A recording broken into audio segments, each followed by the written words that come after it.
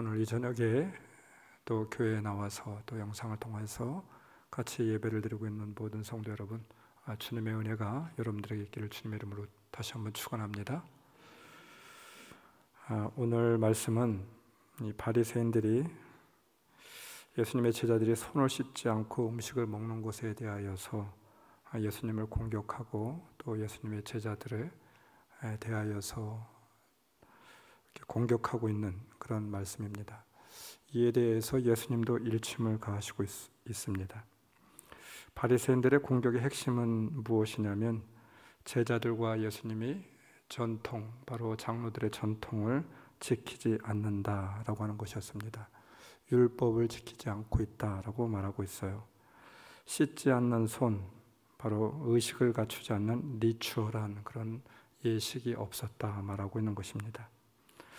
율법학자들은 율법을 지키기 위하여 수세기 동안에 무수한 규칙과 규정을 만들어내게 되었습니다. 우리가 잘 알고 있는 대로 이것이 문서화된 것은 3세기 중엽인데 그 이름이 미슈나라고 이렇게 부르게 되었습니다. 그런데 여기에 이 미슈나에는 63개의 논문이 들어있고 약 분량이 800페이지가 넘는 그런 분량이 담겨져 있습니다.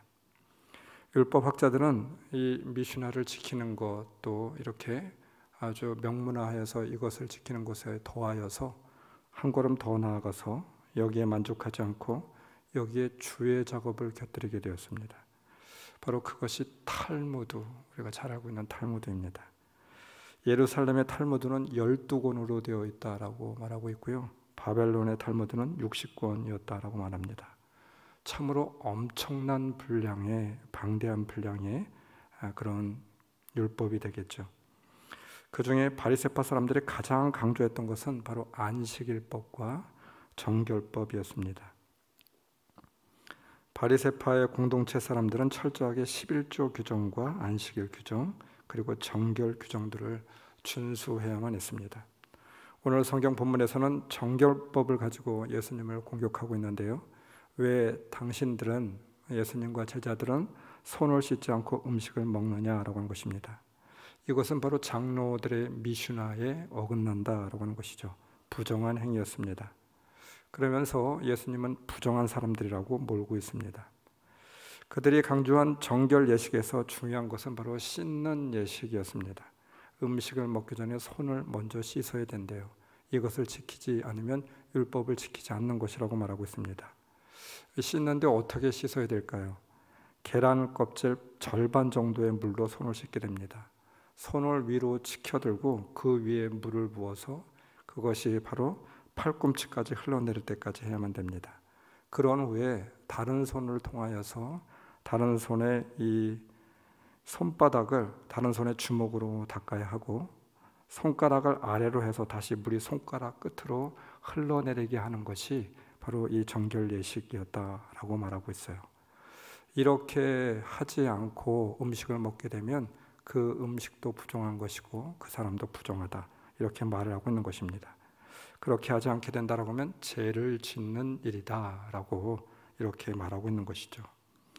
이들의 공격의 초점은 부정한 손을 씻지 아니한 데 있는 게 아니라 장로들의 전통 미시나를 그대로 지키고 있느냐 그렇지 않느냐 여기에 있습니다. 손이 더럽냐 깨끗하냐 이것도 중요한 것이 아니고 손을 씻고 음식을 먹었느냐 그렇지 않았느냐 이것도 중요한 것이 아니었습니다. 정말 중요한 것을 근본적으로 따져보게 된다고 하면 장로들이 세웠던 그 미슈나를 그대로 지키고 있느냐 그렇지 않느냐 여기에 관건이 있었죠. 율법은 하나님 앞에서 정결하게 살라 깨끗하게 살라가 본뜻이었습니다. 그런데 이것이 변질되어서 행위 하나하나 또 문자 그대로 지키는 것 자체가 바로 목적이 되고 있었습니다. 이것이 율법이었어요. 여러분 참 어이가 없고 기가 막히죠. 그렇지 않습니까? 그런데 오늘 성경 본문이 우리들에게 주는 정말 귀한 교훈이 있습니다. 참된 의미가 있어요. 우리는 뭐 이대로 그대로 하거나 하지 않거나 뭐 이런 것들을 떠나서 우리의 모습은 어떠하느냐라고 하는 것이죠. 우리 신앙의 모습은 과연 이 사람들이 이렇게 이야기하고 있는 바리새파 사람들이 주장하고 있는 여기에서 우리는 얼마나 다른가라고 하는 것입니다. 본질은 사라지고 비본질만 남아있는 그런 모습, 바로 우리의 모습도 마찬가지라고 하는 것이죠. 이런 재밌는 이야기가 있습니다. 참외를 깎는데 어떤 아이가 다른 아이와 싸움을 합니다. 왜 싸우냐면 참외를 깎는 방법에 대해서 싸우고 있어요. 우리 집에서는 참외를 깎는데 엄마가 돌려서 참외를 깎는다라고 하는 것이죠. 한쪽 손에 칼을 들고 한쪽 손에 참외를 들고 돌돌돌돌 돌려서 참외를 깎고 있습니다. 그런데 그렇게 참외를 깎는 것이 틀리다라고 하는 거예요. 다른 아이가 주장을 하는 것은 우리 엄마가 말하는데 참외 깎는 법은 그렇게 깎는 것이 아니라 위에서부터 아래로 이렇게 깎아야지 참외를 깎는 바른 방법이라고 주장하고 싸우고 있습니다. 참외를 깎는 방법이 어떻게 깎는 것일까요? 선생님에게 묻게 되었습니다. 선생님은 한마디로 말했습니다. 잘 깎아서 맛있게 먹는 것이 중요한 것이야. 맞는 것이야. 여러분, 잘 깎으면 되잖아요. 돌려서 깎으면 어떻고 위에서부터 아래로 그렇게 깎으면 어떻습니까? 형식보다도 더 중요한 것은 본질을 놓치지 않는 것, 이것을 교훈하고 있는 그런 우화가 아닐까 싶어요. 바리새인들의 비판에 우리 주님은 이렇게 이야기를 하였습니다. 너희가 하나님의 계명을 버리고 사람의 전통을 지키느니라. 이 말을 바꿔 말하면 사람의 전통을 지키기 위하여 하나님의 계명을 버리고 있다, 이 말입니다. 문제의 핵심은 바리새인들과 서기관들의 핵심은 인간의 전통과 하나님의 계명을 같은 것으로 놓고 보고 있었어요. 장로들의 전통은 사람의 전통이지 하나님의 계명은 아니지 않습니까? 그런데 왜 이 장로들의 미시나 전통이 앞서야 되는 것일까요? 예수님은 하나님의 계명과 인간의 전통을 철저히 다른 것으로 보고 있는 것이죠. 어쩌면 이것이 우리 신앙의 모습과도 많이 닮아 있는 것 같아 보입니다.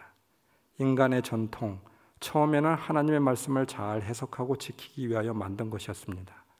간음하지 말라, 살인하지 말라. 어떻게 지킬 것인가 고민하다가 살인하지 않기 위해서는 이렇게 해야 되지 않을까 해석하기 시작을 했습니다. 그런데 그 해석이 본질보다도 더 중요하게 여겨졌다라고 하는 말입니다. 여러분, 왜 이단이 생깁니까? 하나님의 말씀과 다른 인간의 전통 때문에 이단이 생기는 것이죠. 사람이 세운 그런 전통과 가치, 이것이 더 우선적으로 여겨지고 있는 것입니다. 왜 교회에 독선이 있습니까? 인간의 전통과 가치가 하나님의 말씀과 같은 권위를 두고 있기 때문입니다. 루터나 칼빈 정말 중요하죠. 그런데 루터나 칼빈을 통하여서 그들이 한 일, 교회에 세운 업적, 그들이 갖고 있는 신앙관 너무나도 중요하였습니다. 종교개혁을 이루게 되었습니다. 그래서 나중에 루터주의, 칼빈주의 이런 주의가 나오게 되었고 루터파, 칼빈파가 나오게 되었습니다. 그들이 갖고 있는 신앙, 믿음, 가치, 그 다음에 그들이 갖고 있는 바로 신앙의 가치는 너무나도 중요한 것인데 나중에 그것이 칼빈주의, 루터주의, 교단, 교파의 틀에 갇히게 되었을 때 교회가 이상하게 변하게 되었다고 하는 것이죠. 다른 교리들도 마찬가지입니다. 인간의 전통과 교리에 갇히니까 교리에 갇히게 되어버리니까 변질되기 시작하는 것이죠. 우리 교회는 감리교단에 속해 있는 교회입니다. 감리교회입니다. 감리교회의 교리와 신앙 우리가 중요시 여기고 있습니다. 교리와 장정을 따르기도 합니다. 감리교를 존중합니다. 그러나 여러분, 우리 교회에서는 감리교회를 만들어내지 않아요. 저는 그렇게 믿고 있습니다. 그리스도의 사람을 만들어내는 곳이 바로 우리 교회야. 우리 교회의 가치라고 믿습니다. 교리와 전통, 자신들이 중요하게 여기는 가치에 따라 얼마나 많은 교파와 교단이 갈라져 있습니까? 그리고 지금도 싸우고 있습니까? 얼마나 많은 이단들이 있나요? 누군가 이런 농담을 했습니다. 우리나라에서는 예수와 그리스도가 싸우고 있다고. 인간의 전통, 인간의 관습, 인간의 가치가 하나님의 말씀을 대신할 수가 없어요. 주님을 대신할 수 없습니다. 무서운 것은 바리새인들은 철저하게 사람들의 자신의 기준을 세워놓고 있었습니다. 이것을 절대화하고 있었어요. 율법과 말씀보다도 주님보다도 더 중요하였습니다. 이것은 그때나 지금이나 별반 다르지 않은 것 같아요. 전통, 교리, 우리는 또 다른 이름의 전통과 교리를 앞세우고 있지는 않습니까? 자신들의 기준이 생각하는 것이 옳고 그름이 판단의 기준이 되고 있고 가치의 기준이 되고 있고 우리 신앙생활하는 데 있어서 우리 신앙의 기준이 되고 있어요. 나라고 하는 기준이 내가 말씀과 믿음의 기준의 앞에 있어서 여러분 이래서는 곤란하죠. 나라고 하는 기준이 주님 앞에 있어서도 곤란합니다. 전통과 율법은 말씀과 주님 앞에 결단코 있어서는 안 됩니다. 마찬가지로 내가 교회 앞에 그리고 말씀 앞에 있어서도 안 됩니다. 세상적 가치가 믿음의 가치 앞에 도취되어서는 안 됩니다. 가치의 역전, 가치의 도취가 있어서는 결코 안 됩니다. 앞에 두어야 할 것을 앞에 놓는 것이 중요한 것이죠. 여러분 형식이 중요한 것이 아니라 의미가 정말 중요한 거 아니겠습니까? 그렇지 않나요? 본질이 중요한 것이죠. 비본질을 우리가 본질로 붙들어서는 곤란합니다. 목회를 하면서도 저는 제가 목사의 직을 수행하면서도 참 많이 갈등이 있습니다. 정말 본질을 중요시 여기고 있고 그 본질을 붙들고 살아가야 되는데 그렇지 못할 때가 너무나도 많이 있어요. 혹 이 비본질에 붙들려서 본질을 잃어버리고 있는 것이 안타까운 그런 모습이지 않을까 싶어서 많이 회개하기도 하고 있습니다. 우리 신앙생활에 있어서는 어떠합니까? 비본질을 우리가 붙들고 있어서 본질을 놓치고 있는 것은 아니겠습니까? 참 진리 대신 주님만이 본질입니다. 주님의 말씀만이 우리를 이끌어야만 되겠죠. 주님의 어떤 무엇도 우리 앞에 어떤 앞선 가치로 있어서는 안 됩니다. 이 분명한 진리가 가치가 우리 앞에 놓여지기를 다시 한번 결단하며 나아갈 수 있는 오늘 이 시간이 되기를 주님의 이름으로 축원합니다. 또 하나 바뀌지 말아야 될 것이 있습니다. 마태복음 15장 11절 입으로 들어가는 것이 사람을 더럽히는 것이 아니라 입에서 나오는 것 그것이 사람을 더럽게 한다 하셨습니다. 바리새인들은 겉만 신경을 씁니다. 속이 중요한데 속은 아니면서 겉만 그런 척하고 있어요. 입술로는 하나님을 사랑하는 척하면서 마음으로는 안 그렇습니다. 주님은 이러한 자를 오늘 성경 본문에 보니까 이사야서를 들어서 외식하는 자라 말씀하고 있습니다. 마태복음 15장 7절 위선자들아 이사야가 너희를 두고 적절히 예언을 하였다. 이 백성이 입술로는 나를 공경해도 마음은 나에게서 멀리 떠나 있다. 정말 두렵고 떨리는 그런 말씀이에요. 오늘 저는 이 말씀을 묵상하면서 참 많이 회개하기도 하고 또 가슴으로 이 말씀을 받으려고 많이 노력하였습니다. 우리의 모습은 어떠합니까? 우리의 신앙은 어떠합니까? 외식하는 자, 위선자다운 그런 모습을 너무나도 많이 갖고 있지는 않나요? 신앙의 가장 무서운 적은 형식주의 내지 외식주의, 위선이라고 저는 믿습니다. 외식이라고 하는 말은 히브리어로 자기를 감추는 자, 위선자를 의미하는 나알라임이라고 하는 말을 쓰고 있습니다. 분리됨을 경계하라 이 말입니다. 차이가 남을 경계하라라고 하는 말이겠죠. 사람을 뜻하는 영어에 person이라고 하는 단어가 있습니다. person, 사람이라고 하는데 이 person이 어디에서 유래된 것이냐면 페르소나라고 하는 말에서 파생된 단어래요. 여러분들 익히 잘 알고 계시죠? 재미있는 사실은 이 페르소나가 고대 그리스 로마 시대에 연극 배우를 지칭하고 있습니다. 연극 중에 사용하던 그런 가면을 일컫는 그런 말이라고 합니다. 사람을 뜻하는 퍼슨이 가면을 뜻하는 페르소나에서 파생되었다라고 하는 것이 참 재미있는 말 같지 않나요? 사람은 본심을 숨기는 가면을 쓰고 사는 존재라고 하는 것을 뜻하고 있습니다. 누구나 다 일정 부분 이러한 가면을 쓰고 살아가고 있습니다. 겉으로는 아주 근사한 그럴듯한 그리스도인의 모습을 하면서도 내면으로는 그렇지 못한 것 같지 않아요? 거짓과 위선 이것이 가득한 경우 너무나도 많이 있지 않습니까? 겉으로 보여지는 것과 안의 모습은 완전 다른 모습이 우리 안에 있지 않나요? 이것이 참 안타까운 모습이죠. 우리 모두는 꾸미는데 익숙해져 있는 것 같습니다. 우리의 얼굴을 포함한 외모를 꾸미는 데도 익숙하고 여러분 건축물은 어떠합니까? 안과 밖, 안을 꾸미고 밖을 꾸미고 아주 뛰어난 기술력을 가지고 있습니다. 오늘날에 와서는 무엇을 감추거나 변형하는 등 그야말로 위장하는 일이 너무나도 흔한 것 같아요. 간단히 말해서 리모델링하여 바꿔버립니다. 이러한 점은 삶의 모습이나 영적으로도 매한가지일 것 같습니다. 마태복음 23장 28절, 겉으로는 사람에게 의롭게 보이지만 속에는 위선과 불법이 가득하다. 겉은 번쩍거리고 화려한데 속은 썩었습니다. 회칠한 무덤과 같다, 이 말입니다. 무덤의 겉에다가 회를 칠해서 아름답게, 아주 깨끗하게, 정결하게 그렇게 보이고자 하는 것이죠. 마태복음 23장 27절, 너희에게 화가 있다. 너희는 회칠한 무덤과 같기 때문이다. 당시 고대 근동의 무덤은 시신을 안장을 하고 무덤을 회칠을 하였습니다. 아마도 무덤이라고 하는 이 혐오스러운 이 부분에 대하여서 회칠을 함으로 인하여서 겉으로 보여지기에 그런 무덤에 대한 혐오스러움을 감추기 위한 그런 장치가 아닐까 싶어요. 이스라엘 성지순례 때 보니까 유대인들의 여러분 가장 제일 큰 소원이 무엇인 줄 아십니까? 죽기 전에 제일 큰 소원은 자신이 갖고 있는 모든 것을 다 팔아서라도 예루살렘이 보이는 감람산 언덕 위에 그 공동묘지에 묻히는 것이 그들의 소원이래요. 유대인들의 소원이래요.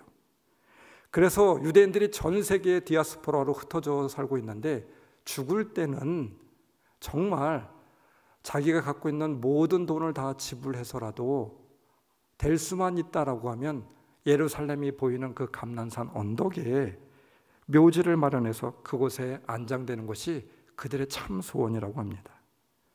가보니까, 우리 성도들하고 가보니까 정말 묘지가 그렇게 수도 없이 펼쳐져 있는데 얼마나 아름다운지 몰라요. 석관을 아름다운 돌로 짜서 그대로 묻지 않고 땅 위에 두게 되었습니다. 여러분, 그런데 그 무덤 안에는 어떠합니까? 시신이 썩어서 냄새가 나고 정말 보기에도 흉측한 모습으로 시신의 부패가 진행되고 있는 것이죠. 완전히 속과 겉이 다른 모습이었다고 하는 것입니다. 주님께서 이것을 비판하고 있죠. 속과 겉이 같지 않고 다름을 비판하고 있는 것입니다. 겉이 아름답듯이 속 또한 겉과 같아야 함을 말씀하고 있는 것이죠. 오히려 겉보다 속이 더 알차야 되고 아름다워야 되지 않을까요? 가끔 과일이나 물건을 사게 되면 실망을 할 때가 있습니다. 겉으로는 정말 너무나도 아름답고 튼실한 그런 과일처럼 보여지게 됩니다. 상자를 열게 되면 이 겉 표면에는 얼마나 과일이 탐스러운지 몰라요. 근데 그 과일의 안쪽까지, 맨 밑바닥까지 그러하지 못할 때가 있습니다. 그럴 때는 참 속상해요. 어떻게 사람은 이렇게 속일까? 또 어떤 때는 속 안에 있는 과일들이 다 썩어 있을 때도 있습니다. 너무나도 기가 막히죠. 고기를 살 때도 그렇습니다. 선물용으로 포장을 예쁘게 근사하게 하여서 겉에서는 양도 많고 참 질 좋은 고기 같아 보이는데 열어보니까 겉 포장만 요란합니다. 속은 별 볼 일 없는 경우를 만나게 됩니다. 여러분, 그러면 참 너무나도 속상하죠. 우리의 모습은 어떠합니까? 분리가 아니라 겉과 속이 따로따로가 아닙니다. 겉과 속이 같아야 되겠죠. 우리가 살아가면서도 마찬가지인 것 같습니다. 우리의 모습이 여러분 겉보다는 속이 더 아름다워야 되지 않을까요? 겉만 번지를 하고 겉만 아름다워 보이고 속은 그렇지 못하면 참 너무나도 안타깝잖아요. 사람들에게 보여지는 부분도 마찬가지입니다. 겉에서는 잘하는 척하는데 속은 그렇지 못한 때가 있어요. 그러면 너무나도 속상하죠. 내가 속았다라고 하는 생각이 듭니다. 그렇지 않나요? 사람들을 사귈 때에도 겉과 속이 따로따로이면 참 어렵습니다.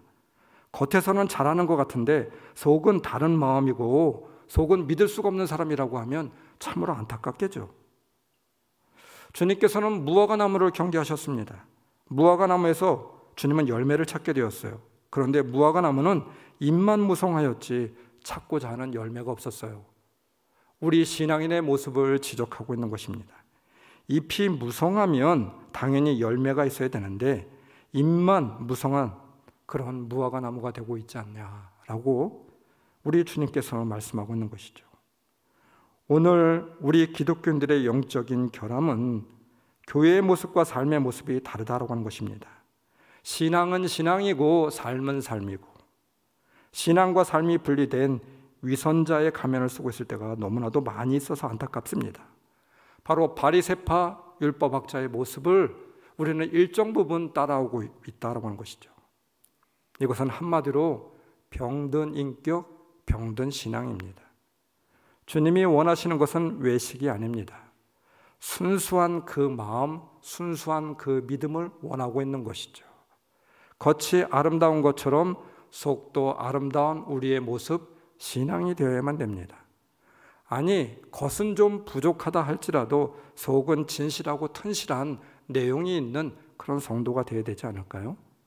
마태복음 23장 26절, 먼저 잔 안을 깨끗게 하여라. 그리하면 그 겉도 깨끗하게 될 것이다.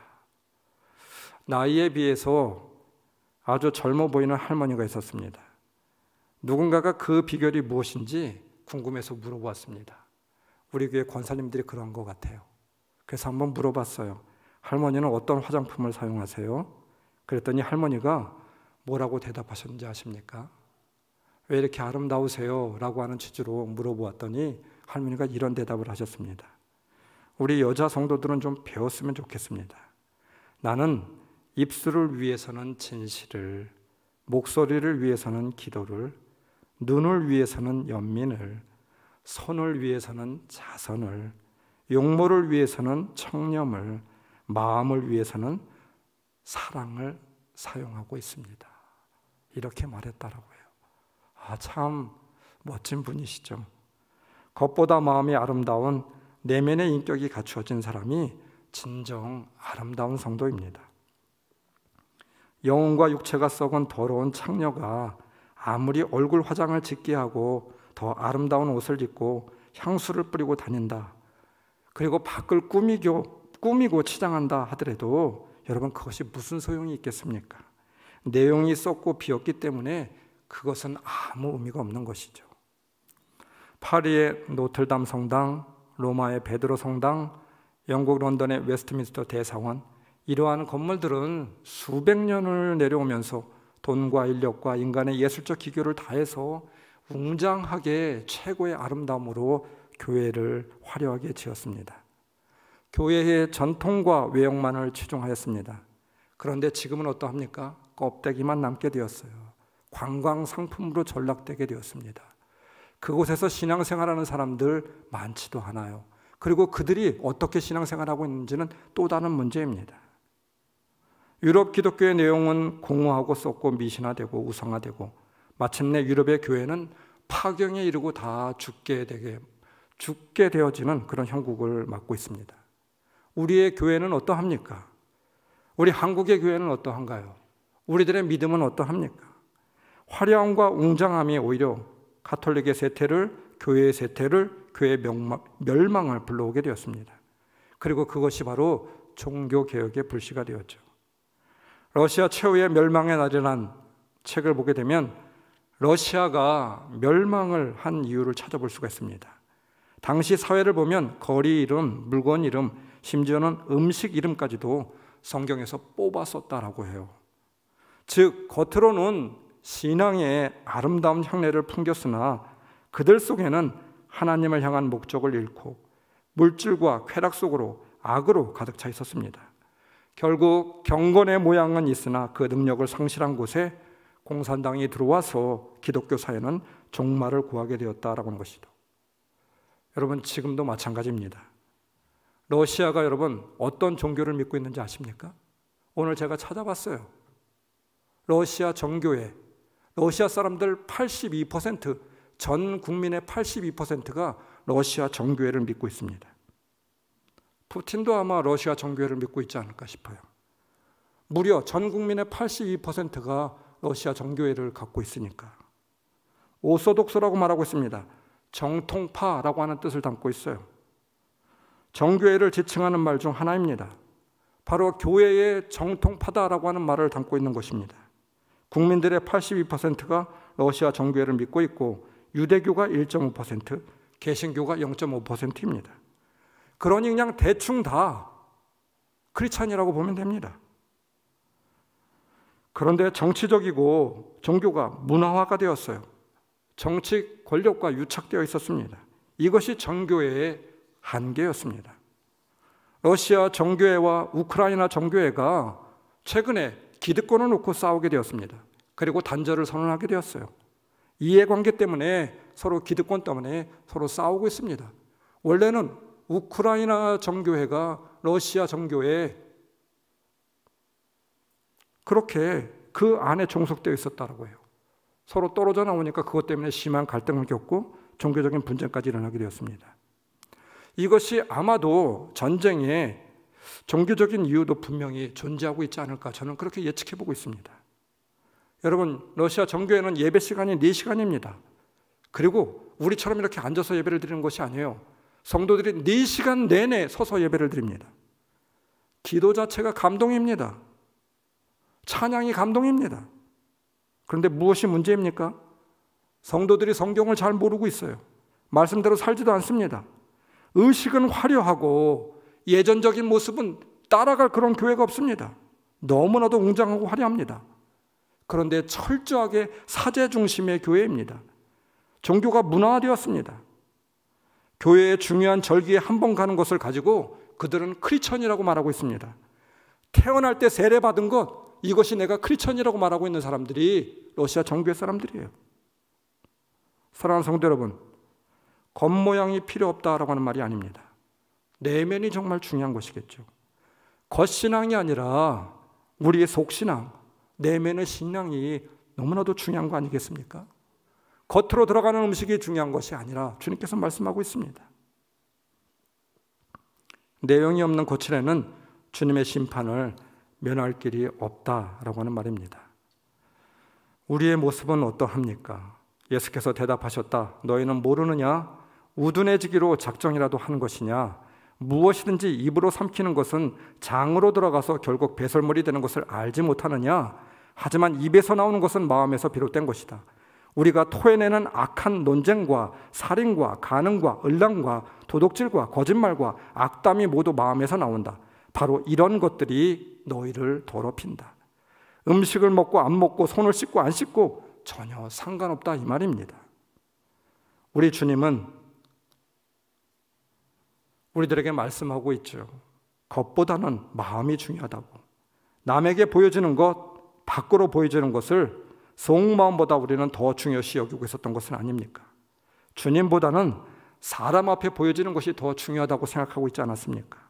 겉모양이 아닙니다. 겉모양은 아무것도 아닙니다. 속사람, 속신앙을 오늘 이 시간 점검하고 단장할 수 있는, 그래서 우리의 속신앙이 주님께 칭찬받을 수 있는 저와 여러분들 다 될 수 있기를 주님의 이름으로 축원합니다. 우리 교회는 그런 교회가 되길 원합니다. 우리 성도들은 그런 성도들이 되길 원합니다. 오늘 이 시간 우리에게 주님께 책망받을 일이 있다라고 하면 오늘 회개합시다. 기도합시다. 눈물로 회개하며 긍휼을 구하며 주님 앞에 나아갈 수 있는 오늘 이 시간이 되기를 주님의 이름으로 축원합니다. 기도하시겠습니다. 하나님 아버지, 오늘 이 시간 우리가 다시 한번 주님 앞에 겸손함으로 나아가길 원합니다. 우리의 신앙이 바른 신앙이 될 수 있도록 인도하여 주시고, 우리의 신앙이 주님께서 기뻐하는 속신앙이 아름다운 사람들이 될 수 있도록 인도하여 주시옵소서. 예수님의 이름으로 기도드리옵나이다. 아멘. 오늘 다 일어나셔서 우리 찬양 부르고 기도합시다. 특별히 코로나로 인하여서 정말 너무나도 위중한 가운데 있는데 우리 코로나로 어려움 당하고 있는 성도들을 위해서 기도합시다. 그리고 오늘 이 시간에도 전쟁을 통하여서 어려움 당하고 있는 우크라이나를 위하여서 우리 기도합시다. 하나님, 전쟁을 멈추게 하여 주시고 많은 사람들이 고통 가운데 있는데 그들에게 평안을 허락하여 주시고 평화를 주시옵소서. 기도할 수 있는 이 시간이 되길 원합니다.